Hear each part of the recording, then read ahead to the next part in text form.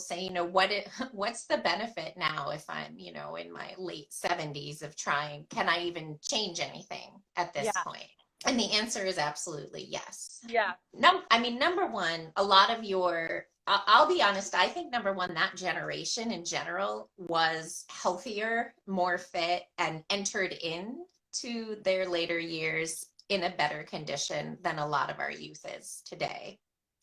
Yeah, right off the bat. So I think you're actually more primed for it than some 28-year-olds.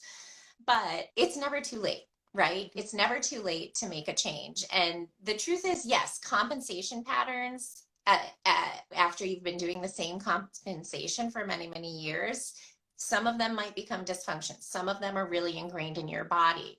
But you can change that position. And then instead of feeling, like 75 or 78 is, and too old to do anything, you will start feeling like, what else can I do at 75 or 78? Maybe when, you were 65 or 70, you could not, I don't know, go for a 5-mile hike. And then you get yourself retrained and realigned. And now all of a sudden you can. And that, by the way, is a pretty big marker that I've used with a lot of my clients is, well, what do you want to do? What did you used to do that you miss? And let's work our way to that.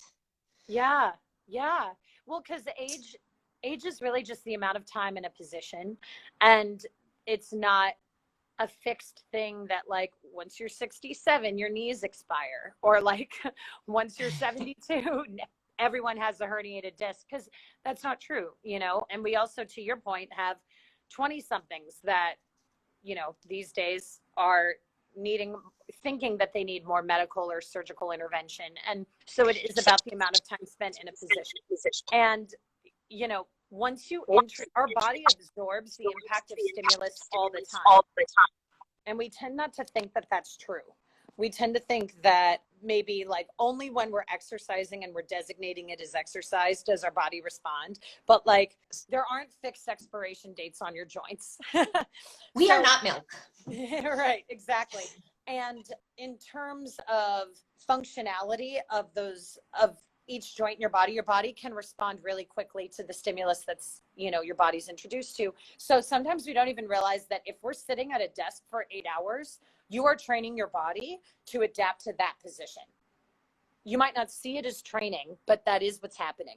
So if we can remind our body of a neutral position, your body will crave it. It'll be like watering a plant. As soon as, your upper back can open up a little bit more, or your hips can open up a little bit more, suddenly the body is going to start to adjust and make changes in the opposite direction, in a better, more functional direction. And so it's never too late to start, but it's always too late to wait.